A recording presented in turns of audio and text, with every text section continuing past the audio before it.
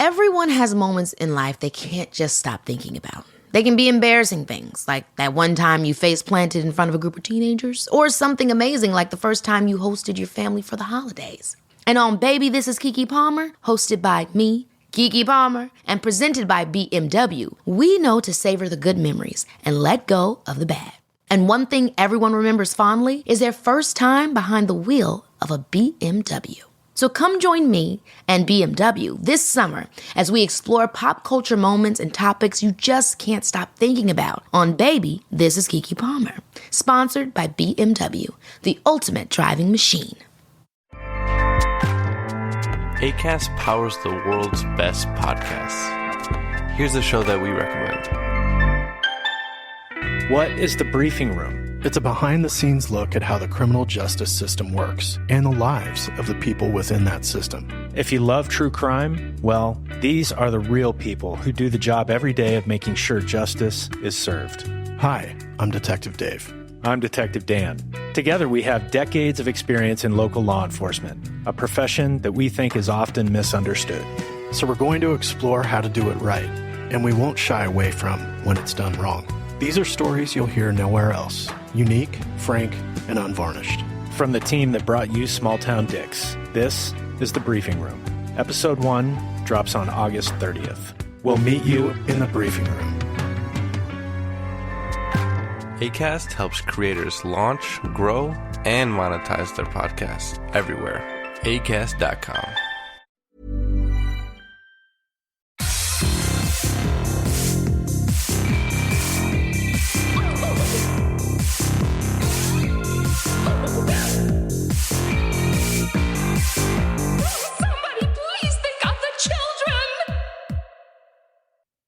And welcome back to Little Cuts, our weekly mini-sode where we dig into the things that we've been watching and or reading recently. I'm Terry. And I'm Mary Beth, and I almost just burped on the microphone. This week we're talking about The Return of Adrian Lynn, a trans post-apocalyptic extreme horror book, porn and gore, the Unnamed Footage Festival, and a true-ish folk horror. We are just covering all the bases this week, it feels like. All over the place. Every week, I'm always so impressed. I say this every time, but the depth. I want to hear about The Return of Adrian Lynn, our boy, who did that sad fucking Diane Lane erotic horror movie. What was that called again? Unfaithful. I mean, this is the man that, has done Jacob's Ladder, Flashdance, Indecent Proposal, Fatal Attraction, Unfaithful, 9.5 Weeks, so many. And then he hasn't done anything since Unfaithful.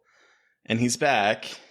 And oh boy, Mary Beth, I don't know what to say about this movie, actually. Oh. So the movie we talk about is Deep Water, the sad flick and Ana de Armas romance movie. Erotic thriller. Romance is a stretch too far. Erotic thriller. Although kind of a romance too, in a weird kind of fucked up way. About a well-to-do husband who allows his wife to have affairs in order to avoid a divorce, I guess is what the tagline says, although that's never clear in the movie. And he becomes a prime suspect in the disappearance of her lovers. Sounds like an erotic-ass thriller. Yes. And this is the one that I think we actually talked a little bit about the trailer on the podcast. Did we? Or did we talk about it before we recorded? The very sexy trailer that Hulu put up? I think we did talk about it for a hot second, I feel like. Well, a lot of that was missing in this film. No! That's such a bummer! That trailer was so good! Rip. And, okay, so this movie is wild. Because, and not wild in like a wild things wild in like a, when I tell you who wrote the screenplay. I know who wrote the screenplay. So, but there's two writers. The first one is Zach Helm, who is known for being the writer for Mr. Megorium's Wonder Emporium and Stranger Than Fiction. And then it's also Sam Levinson, who is known for Euphoria and Assassination Nation. And it's based very loosely, I guess, on a book by Patricia Highsmith, who, again, is known for writing The Talented Mr. Ripley, Strangers on a Train, Carol. The book that Carol was based on. What was it called? I forget what the book was based on. forgot. But so I think, but I want to focus on the fact that this was written by Mr. Megorium's Wonder Emporium and Euphoria writers. Like, what? And I feel like that is kind of what is the problem with this film, because I read the plot synopsis, but basically Ben Affleck is a genius who created a chip that is now used in a drone that kills people overseas, which is a point of contention because his wife, Melinda, is always bringing it up and throwing it in his face that his chip kills people overseas. So that's the start of it. He also has an obsession with snails. He has like a little greenhouse-ish thing out back that is full of little aquariums where he like raises snails. At one point, one of Melinda's lovers, played by Finn Wittrock of Dandy and American Horror Story fame, wants to go out back and steal some of the snails and then cook them. And he's like, no, you can't do that. And he's like, what are they? Are they pets? He's like, they're not for eating. But we never really know what they're there for. I guess he just wants to tend them. I don't know. I think he's a sad man that just wants to take care of his little snails in peace. I mean, I get it. I get that. And his beautiful daughter, Trixie, who is a delight in this movie. Okay, the kids in this movie, I feel like, are named after like dogs, because we have Trixie and then there's another one that we meet later, someone else's kid, and I can't remember what her name was, but it was another name that sounds like a dog's name. I wish. I was talking with my roommate and she's like, who names their kid Trixie? And I was like, unless your last name is Mattel, no one. But these people are like rich. These people are like high society rich, and to the point that like I can't relate. They just party all the time. Like all the like interactions with them and their neighbors are like partying in a pool, or just having drinks, or playing some weird ass game where they're crawling on the ground with a like brandy cup on their back full of alcohol that they don't want to spill. Like, what is this life? Who are these people? It takes place in like, or it was filmed in Louisiana. It looks like it was filmed in the big city there that I can't think of the name. New Orleans? Yes, it looks like it was filmed in New Orleans. Good Lord, this has been a week.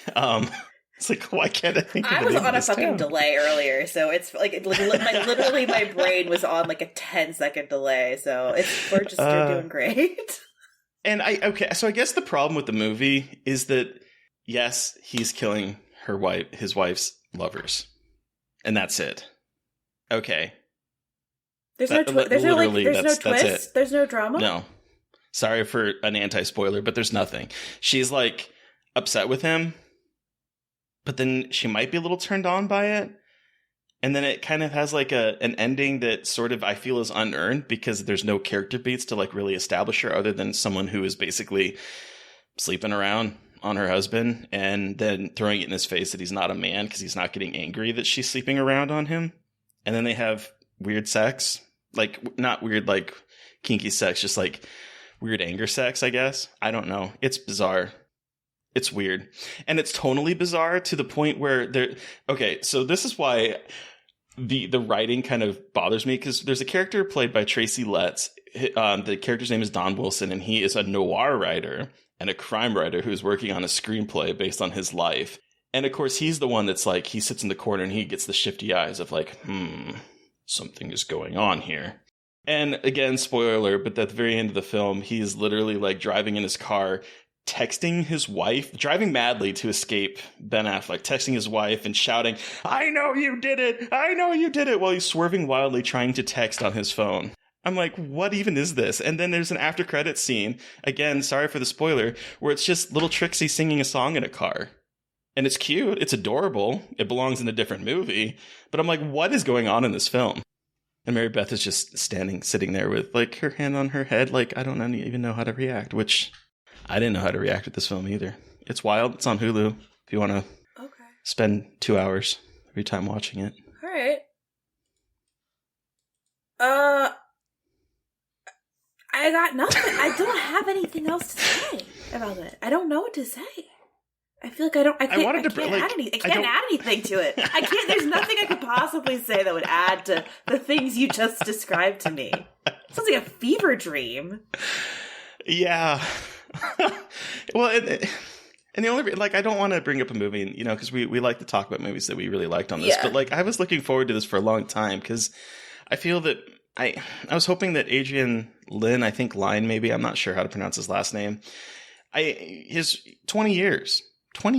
Yeah, that's a bummer. We've been seeing, like, you know, a little bit of resurgence of some tepid erotic thrillers over the last year. Yeah. And so I was really hoping that this would be, like, you know, a bigger thing. Yeah. Jacob Elordi's in it. Does he fuck Anna de Armas? He does. Good for him. Well, I mean, you never see it, but that's the problem. So she has these boy toys, and they're all basically young, very young men. And we never see anything from her perspective. It's all from Ben Affleck's perspective. Ew. So we never really see, like, her having sex with anyone other than him. And I'm like, why are you going to have Jacob Elordi on here and not have, like, a torrid sex scene with him? Give me a little he bit. plays the fucking piano in this. You like, gotta hang me some hello. dong. Is there any dong? No in this? dongs. No dong. No dong. Breasts. Well, yeah, whatever. No dong. No dong. No butts. No butts. Just boobs. Just her breasts. No, not even like a little bit of pubic hair. No. That's fucked up. Yeah. Fucked up. Yeah. Wow, that's disappointing. But boy, I have, like, bogarted a lot of our time. So let's move on from that train wreck. I want to hear about this trans post-apocalypse extreme horror book. Okay, so I was in San Francisco last week for a festival, which we will talk about shortly. And one day I had some time to kill before an event. And so I walked around, I think it's the Mission District, and found a cool bookstore called Borderlands, which is a sci-fi horror bookstore in San Francisco. And I was there and thought, all right, I'm going to buy a book. What's something I've been really looking forward to? And I was browsing everything, and then I found Manhunt, which I've been hearing about. It just came out recently, and I bought it, and I haven't been able to stop reading it. I have not finished it, but I devoured it yesterday when I was on, on Monday, my flight back. I read about half of it. But This is Manhunt. I almost said directed by, written by Gretchen Felker-Martin. And it is gross, and it is incredible, and it is trans horror in a way that I have never read before. It takes place 5 years after a virus they call T-Rex has, like, basically obliterated the male population. It's a disease that attacks testosterone and turns them into, like, rabid creatures. So men are monsters. Like, basically men are monsters. And so in this landscape, you know, women are left, but there's also trans women. And trans women have not been affected by it because if they were already taking estrogen, it kind of staved off the virus. And so there are trans women and women who live, and I differentiate because in a lot of this book, they're fighting men, but they're also mostly fighting TERFs who are looking to kill all trans women because trans women are wolves in sheep's clothing who could turn on them at any time. Wow. So unfortunately very similar. It's like very much what we see today taken to a very extreme horror context, which I think is incredibly important. It's incredibly well written. Like, Felker-Martin knows what she's doing. She's like, I'm not even trying to mince words here and, like, make this a subtle thing. Like, this is, like, they're called TERFs. There isn't some, like, thinly veiled, like, it's just very obvious, which is great. But which is great, though. Like, this is not a book that's trying to, like, make some subtle metaphor about, like, the treatment of trans women. It's very much just, like, no, this is happening. And then there's trans men in it as well, which is really interesting. So it's kind of taking that kind of one part of the population disappears, but it complicates it with, like, talking about the construction of gender and the weirdness of gender. And so it's really, it's a lot, but it's really good. And it's so queer and has a lot of queer sex in it, which is amazing.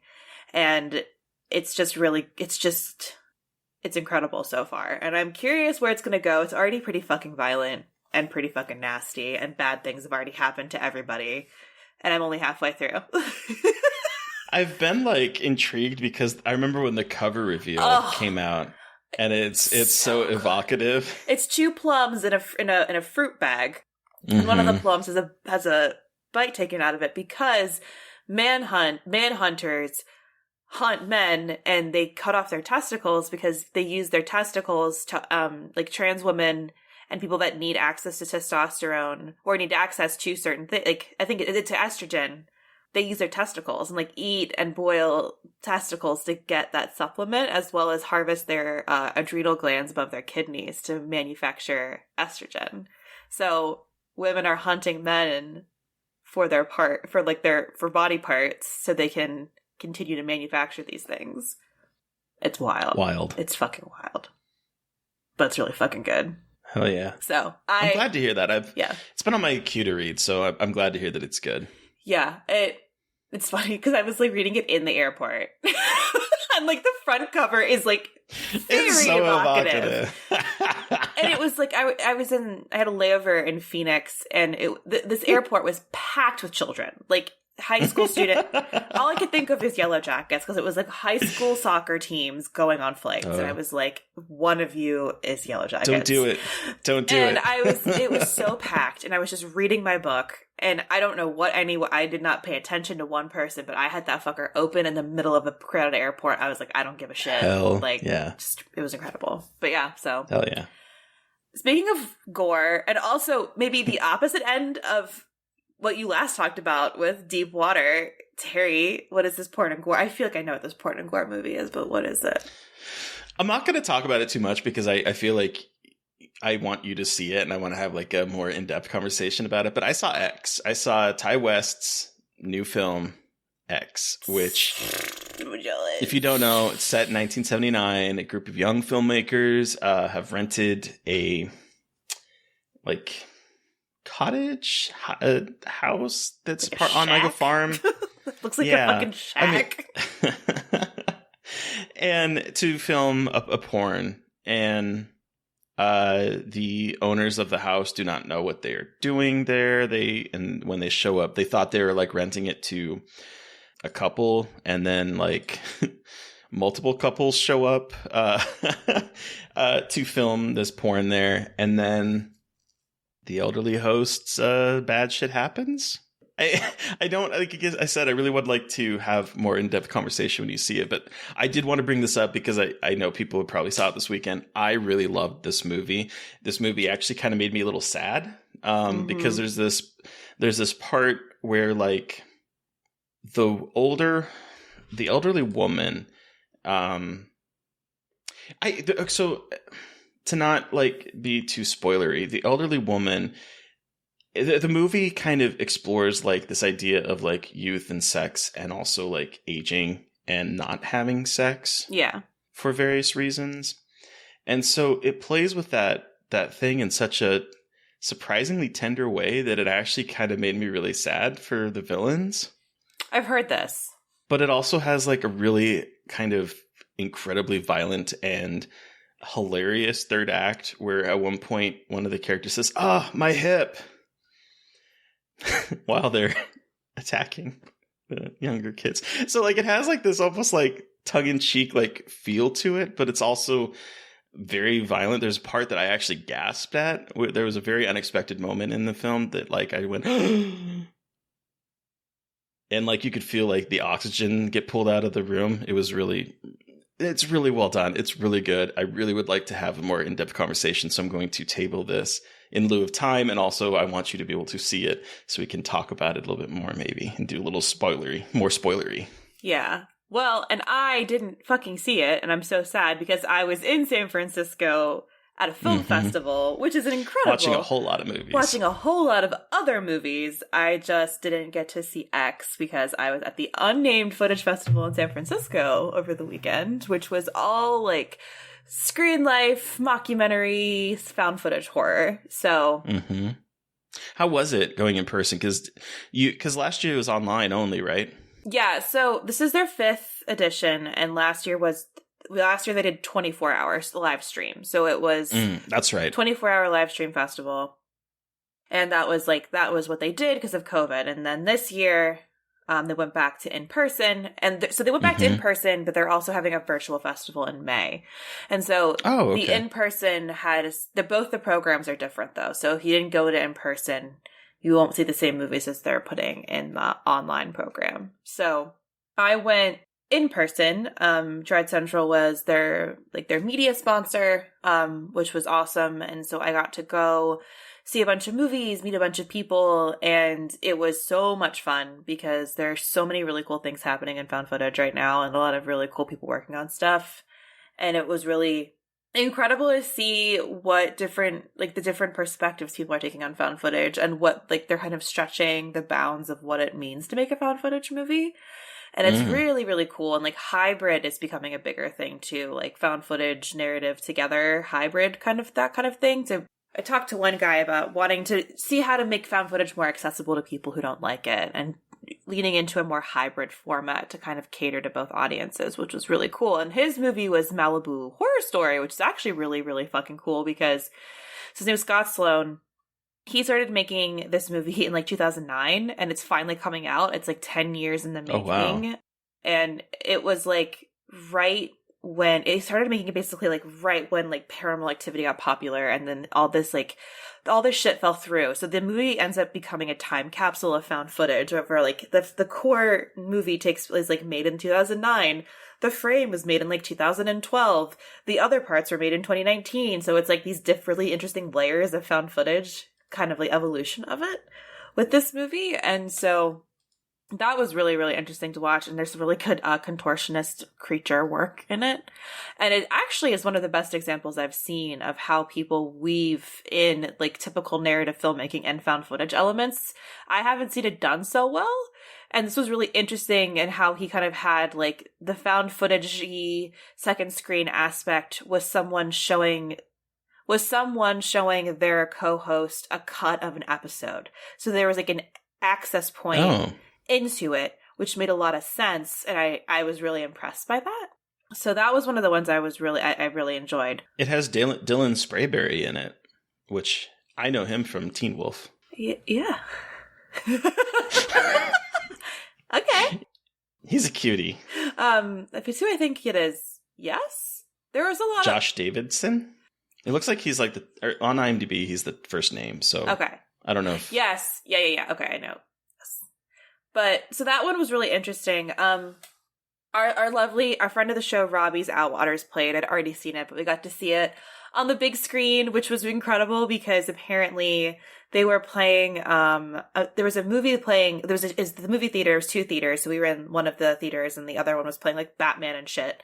And they were playing another movie, and I can't remember what the fuck it was, but it was a 90s rom-com, the Outwaters is playing next to it, and the screeching blew out the theater, and you could hear it in the other movie theater. While people trying to watch this rom-com, the screeching creatures and screaming from Robbie and Ange are just reverberating through both theaters. It was incredible. And then the other two, there's two I really, really want to talk about. So the first one is called Base, which is from 2017. It is a base jumping movie. So it's not necessarily found footage. It's all just first person. It's filmed first person. And it is not a documentary, but it could very much be a documentary. This guy, Richard Perry, followed this base jumper, JC, who is a real base jumper, and basically made a character around JC and had this narrative about JC and a friend and base jumping. And all of the footage is first-person footage of people jumping off of cliffs. Nope. Out of airplanes and, these first-person footage of accidents of people crashing and dying. Nope. And I saw it in a huge theater, and I was on an edible. Oh, Mary Beth, no. It was wild. And the story is so disturbing. And it's not a horror movie, but it's a fucking horror movie. The ego and the weird shit that comes out of this movie is just so bizarre, and it was so incredible to watch it on a big screen. And it was just I was shaking after. We were all afterward what the fuck was that? It was... I would not be able to do this movie. It's a lot. Like, yeah, it's a lot. And what's even more fucked up is, so JC, who plays himself, basically died in a base jumping accident, like, not long after this movie was finished. Oof. So, yeah, that is fucked up. But then my ultimate big favorite from this movie, and if y'all want to see, like, go to Red Central or go to my letterbox to see everything I watched, because I watched like 13 movies in 2 days, so I can't possibly talk about all of them. But the one that I absolutely need everyone, like, I need everyone to see when this comes out, because I don't know when it's going to come out. It's called PUTREFIXION, a video of Nina Temich. And it is the first found footage movie shot entirely on a 360 camera. Excuse me? Yes. It is shot on a 360 camera, and it takes place in Mexico City, and it's about a young girl who basically gets possessed by an Aztec goddess and is a dancer and goes on a mission for revenge and documents it all on her 360 camera. And it's got Suspiria vibes, like found footage Suspiria vibes, and it takes place in Mexico City, and it's like the coolest thing I've ever seen in my entire life. And it is the perfect marriage of like art house bullshit and like A24 horror love. And it was the world premiere. Like 10 people have seen this movie so far. I'm going on like a campaign to get this movie out there, because it is one of the most beautiful things I've ever seen. What's it called? It's called PUTREFIXION. So it's PUTREFIXION. PUTREFIXION. It's spelled like it's PUTREFIXION. A video of Nina Temich. Nina, the main character, is played by an actual dancer who's given the camera and basically just like does all these really cool dances, like it's dancing around Mexico City, both with the static camera and holding it while she's doing flips. So it's a little bit dizzying, but it's so self-aware, because there's parts where you're like, what the fuck is this artsy shit? Like, why is the camera just sitting there? And then they pick up the camera and acknowledge immediately, like, why the camera was where it was and that there was a very specific purpose for it. And it's so cool because it plays those expectations. There's an interview scene that lasts 20 minutes that is probably on par with any torture scene I've seen in a horror movie in terms of what this interview scene is like. It's so good. Wow. It might be overhyped. I don't know. I don't want to overhype, but like it is truly something special. Huh. So that sounds wild. Yeah. Can we get him on the podcast? I have to like do some emailing about this movie, because like, again, this was the world premiere. They submitted it like the day, like 3 days before the deadline was up for the festival. They changed the whole schedule to put this movie on a big screen for the festival. So like, wow. Yeah. So maybe, but yeah, it's incredible. Like, it feels like one of those movies that people are really going to dig when they see it. Sounds like you had a great time at this festival. This festival sounds peak Mary Beth, though. Peak Mary Beth. It was in San Francisco. I met a bunch of found footage people. I got to eat a lot of... hang out with Robbie. Yeah, hang out with Robbie, who there's a tent in the movie, and he brought a tent and destroyed it in front of the theater, and people were just watching him like, what the fuck? And I was like, this is the best guerrilla marketing I've ever seen. Just like stabbing a tent and coating it in fake blood. Oh my god. Outside of the theater on the sidewalk. Yeah. That's amazing. It was incredible. He is an amazing person. I love him. Yes, he is. And he was so fun. He bought me whiskey. I met some of the cast. It was very fun. We missed you. But yeah, I wanted to go. It was a really fun time. So I encourage y'all to, and guys, found footage. It's that shit. It's that good shit. It's that good shit. That's awesome. Yeah. But yeah, so what did, speaking of, it's not really, it's a documentary, but speaking of found footage, I don't know. Sort of. So I don't know. What did we watch with our folk horror this week? So we watched, based on Maddie Doe's recommendation when she was on our episode, we watched Belief, The Possession of Janet Moses, which is a New Zealand mockumentary I don't know what to call it. That's it's weird. One of my me too. One of my issues me with too. the film. But it is about the real life, I guess we should say murder of Janet Moses, who was killed during a 4-day exorcism ceremony where they kind of drown her. Yes. Accidentally, kind of. So so this is interesting because it's about the Maori culture and some of the kind of traditions, and one of the things that they talk about here in this is the kind of what is eventually kind of water torture, but is this lifting ceremony that they use to exorcise demons, and they believe that Janet was possessed by a lion statue that she had stolen from a hotel, and then she started to act erratically, and they kind of accidentally kill her. But this is interesting because it's played like a documentary, but it's not a documentary because there are people playing these people. It is like 75% recreation. So it's not like that thing in true crime stuff where they have like it's a supplement. It's like fully almost a movie with like some talking head interviews kind of pushed in there. But even those talking heads are played by actors. Wait, they are? Oh, they are. Wait, really? Yeah. How did I miss that? Well, they don't present it. They don't talk about that. But like if you look on the IMDb page, all of the cast, except for one person who's playing, two people that are playing themselves, a lot of this are talking head people, it seems like. Oh. What? Yeah, like... Wait a second. Spencer, so like... this is what it looks like. It's like they have like person Wyndham Hammond as Gerald, Taro, I don't know how to pronounce this person's name, as Shane, Martin Gray as police officer, William Davis as John. William Davis is...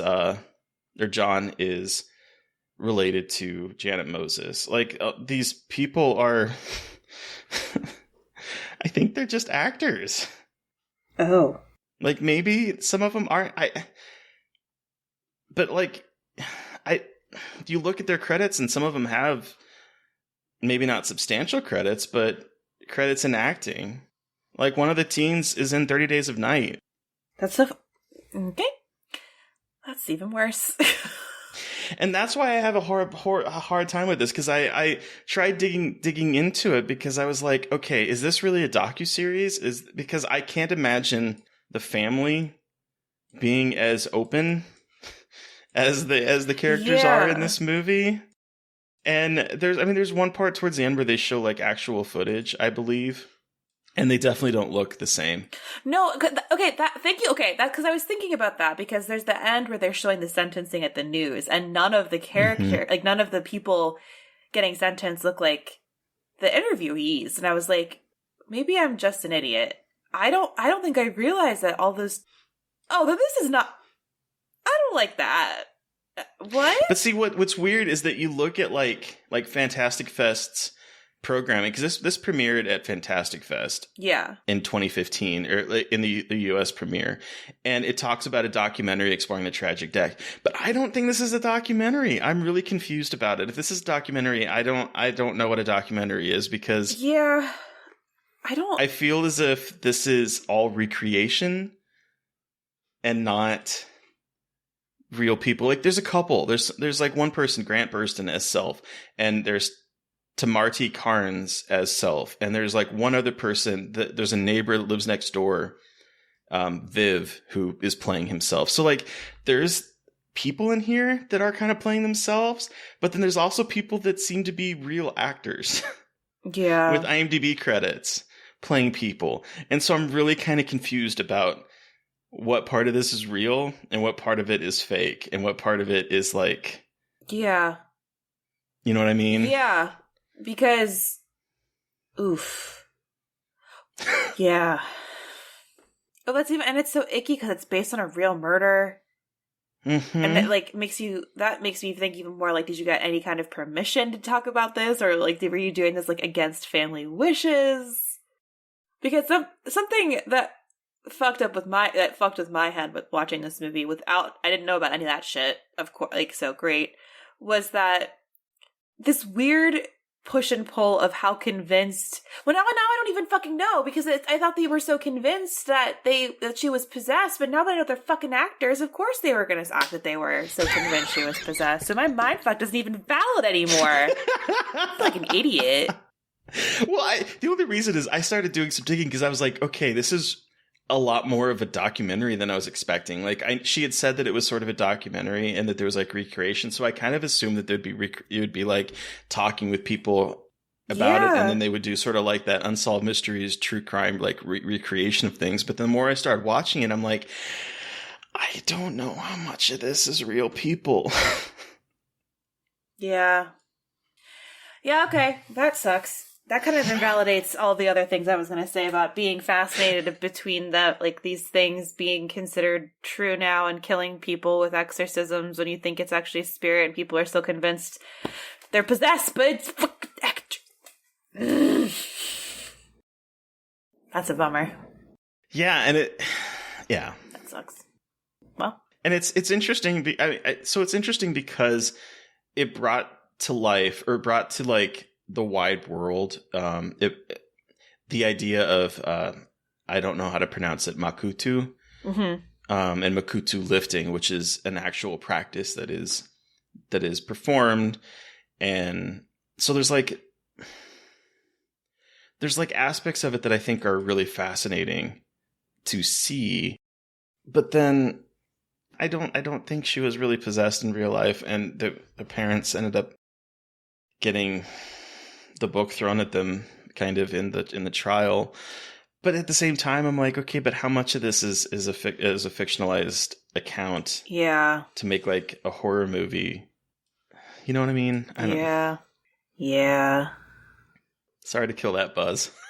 I don't have anything else to say now. I swear to God I watched it and had like a whole thing planned, and then that just like literally crushes like... That's fucked. I'm sorry. I should have mentioned it before. No, I'm glad you told me like live on air. Jesus Christ.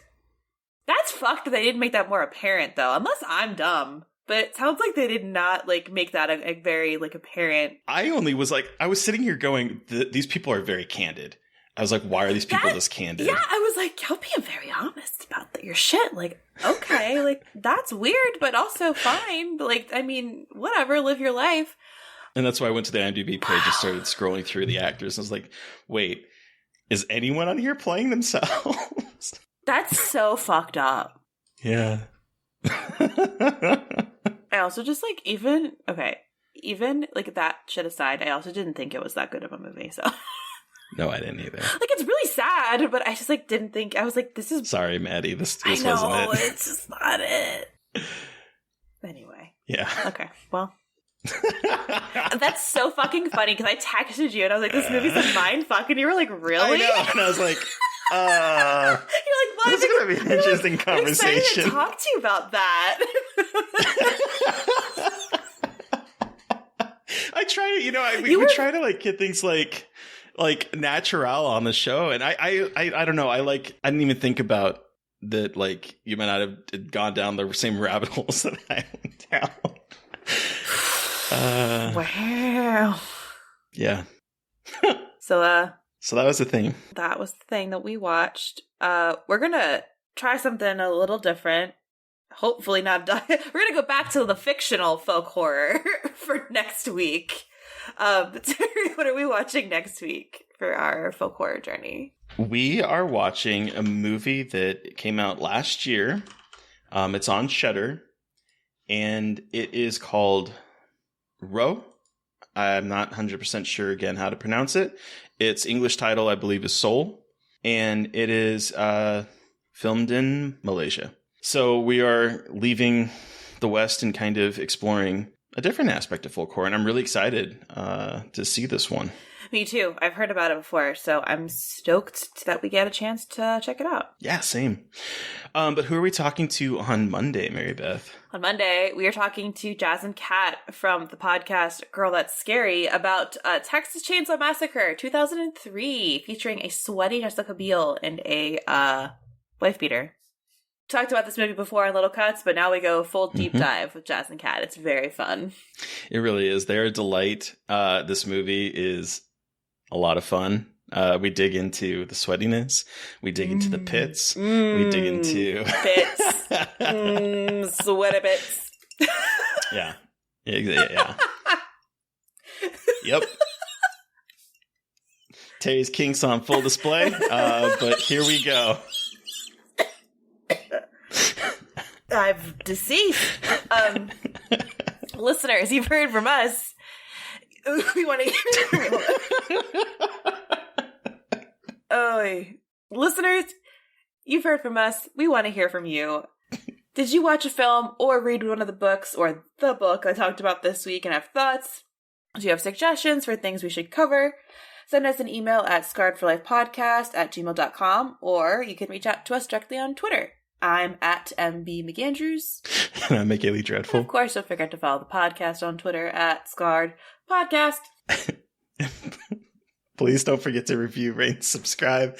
And if you want to get a found footage horror recommendation from Mary Beth, give us a review on iTunes. It takes 5 seconds. Quite literally. You could say, the show is dope. And that's it. That's it. And you'd be done. Thank you to Eric Power for our artwork. Thank you to Sean Keller for our music. Thank you, everyone, for listening. Please stay safe out there. Most importantly, stay creepy. And until next time.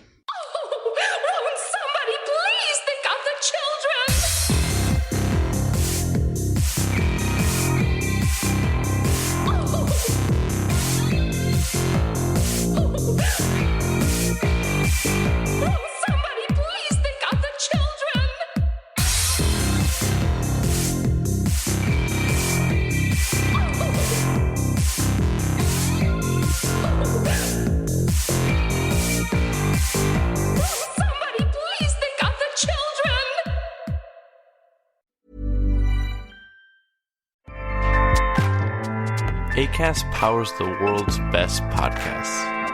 Here's a show that we recommend. What is The Briefing Room? It's a behind-the-scenes look at how the criminal justice system works and the lives of the people within that system. If you love true crime, well, these are the real people who do the job every day of making sure justice is served. Hi, I'm Detective Dave. I'm Detective Dan. Together, we have decades of experience in local law enforcement, a profession that we think is often misunderstood. So we're going to explore how to do it right, and we won't shy away from when it's done wrong. These are stories you'll hear nowhere else. Unique, frank, and unvarnished. From the team that brought you Small Town Dicks, this is The Briefing Room. Episode 1 drops on August 30th. We'll meet you in the briefing room. Acast helps creators launch, grow, and monetize their podcasts everywhere. Acast.com.